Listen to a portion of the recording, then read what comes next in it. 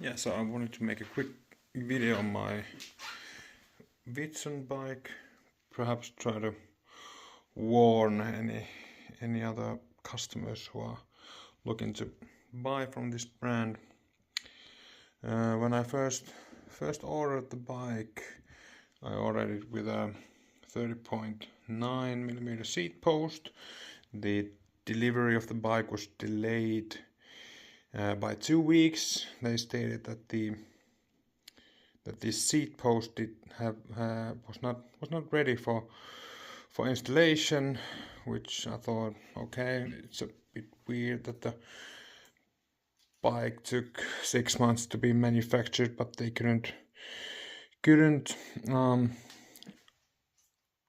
a seat post in time. But just a few weeks ago, or actually a couple of days ago, I found out that this seat post was not 30.9, it was 31.6, which makes sense why the delivery was late, because they made the bike with the wrong size seat post, which doesn't really speak too well on the quality of their work. And when I first got the bike, the expander plug in the fork was loose. It was not installed properly, and there was a huge stack of spacers that was stacked on top of each other, on like basically on nothing. So the bike was actually quite dangerous to ride, it turned out.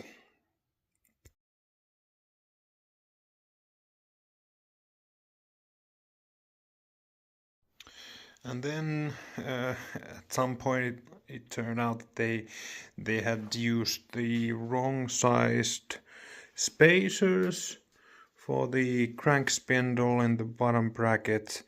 They used this is a dub road wide, this rival crank arm, so it calls for this T47 bottom bracket. It calls for a 2.5mm spacer on the non-drive side and a 5.5mm on the drive side, and I think it had a 3mm spacer on the drive side, so that was assembled and installed improperly. But the biggest issue this bike had was the rear chainstay, seat stay, as the rear fork, as I have a 142mm hub on these wheels, and I ordered it that way, so the 142mm axle hub would fit. But it turned out that this was improperly manufactured, and the place where the wheel is mounted, where the axle is mounted, where the hub is mounted, it was actually 137.5mm, so the wheel just wouldn't fit. They have of course fitted it when it arrived, but when I tried to take it off, I couldn't take it off really without force, and I couldn't install it back without bending the chainstay.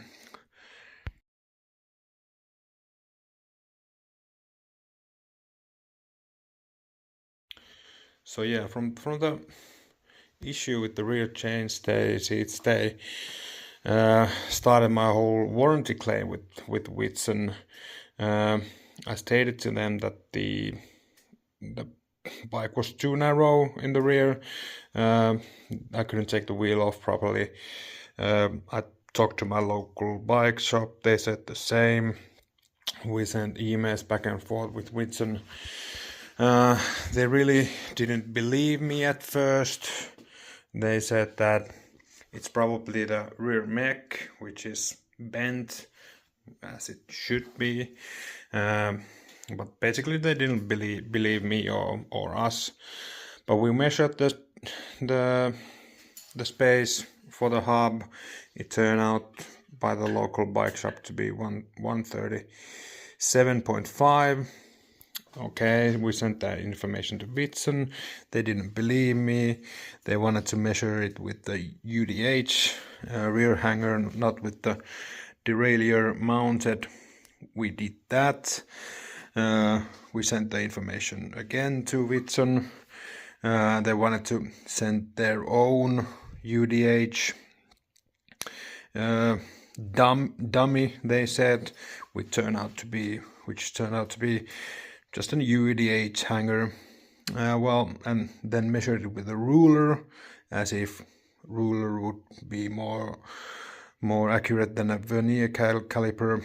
But okay, well, I received the UDH dummy, we mounted it, we measured it, 137.5 again. And finally on the third time around, they believed that it had a manufacturing defect, the frame, which was a relief. But then they said that either they could fix it or a local bike shop could fix it. But then the next issue came about. They didn't tell me what the fix was. The man from the local bike shop tried to ask what would he have to do. They wouldn't tell us. They kind of like argued back and forth, like it's just a small alignment issue. It's easy. You can send it back. Or do it yourself. It's easy. And they just wouldn't tell us what their method to do the alignment was. And by this time, about 2 to 3 months have passed. The bike has basically been unrideable. But okay, the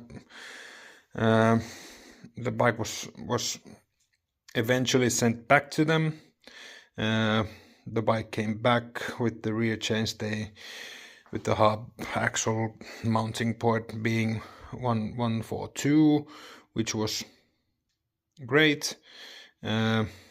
I was hoping that every issue would have been sorted out, but well, I got the bike back.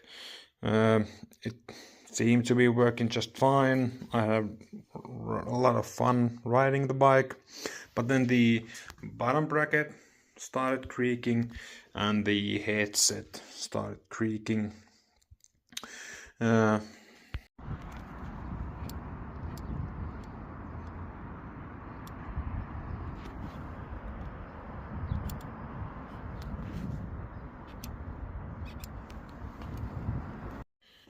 I went on to change the bottom bracket, which fixed the creaking at first for about 50k, 60k.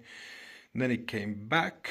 I took it to my local bike shop. They cleaned the bottom bracket, installed it again. The creak was gone for another 50k, 60k, and then it came back. Then they took a closer look and they found that there was significantly less space on the left side of the seat stay. I can fit my whole finger there, but not here on the seat stay, and also in the chain stay I can just barely fit my finger on the non-drive side, and then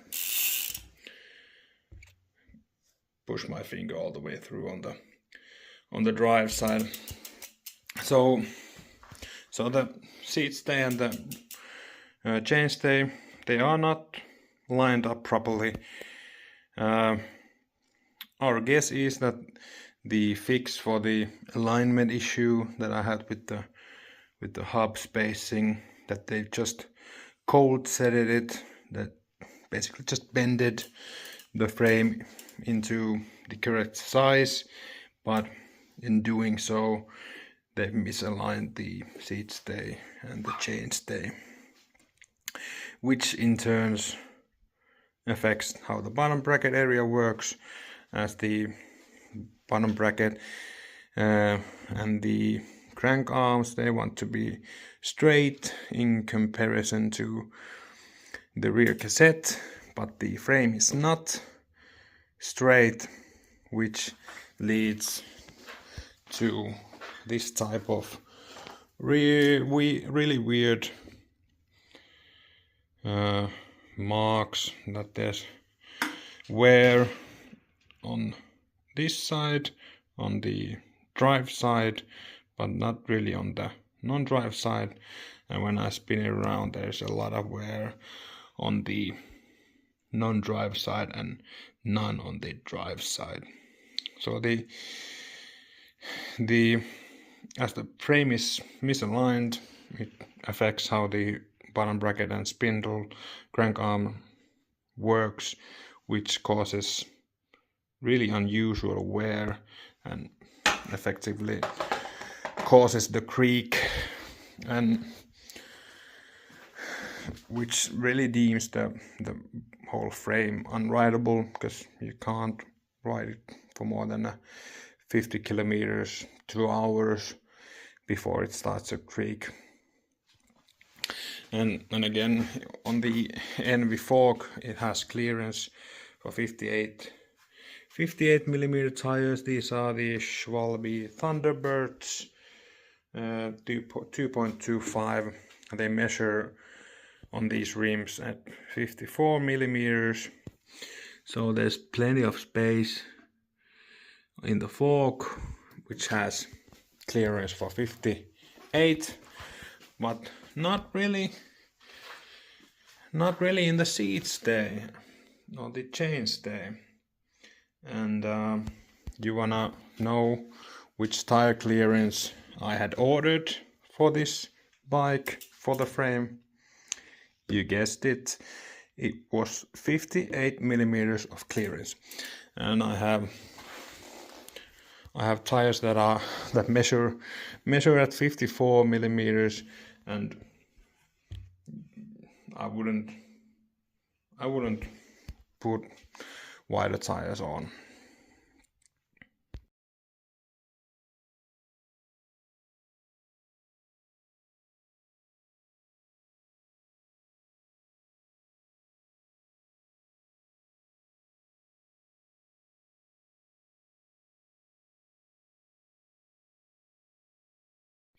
The bike shop also noted that there was unusually high wear on the non-drive side of the rear through axle. If I can get it to focus,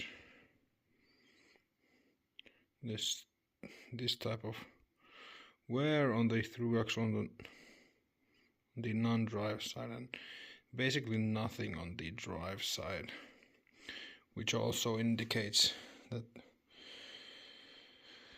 that there's misalignment issues that are basically, because of the misalignment issues, there are too much force coming to the non-drive side of the bike, which causes the wear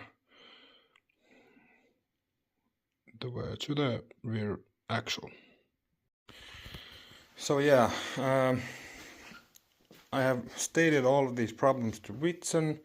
They have not answered my emails. I'm ongoing with for rectification via the ECC, the European Consumer whatever, to help me get rectification for this faulty product that has manufacturing defects.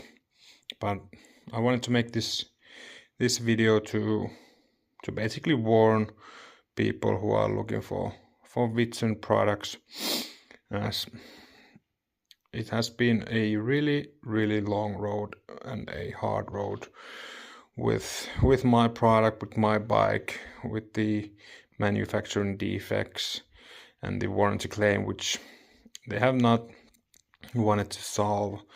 I got the bike last September, and it's now late May, and I can't really get my problem sorted out even in this time frame. So I just wanted to warn everybody else to perhaps look at other manufacturers for their custom titanium frames or their dream bikes. Just you can't. I can't understand on what I'm paying for. I'm paying 7,000 euros for the bike.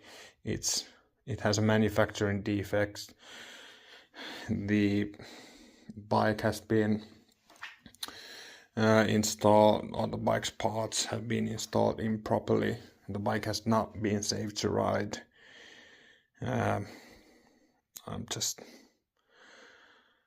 I'm really an unhappy customer, and I'm desperate enough to make a YouTube video to warn people about these shoes. But yeah, I'm basically on the process of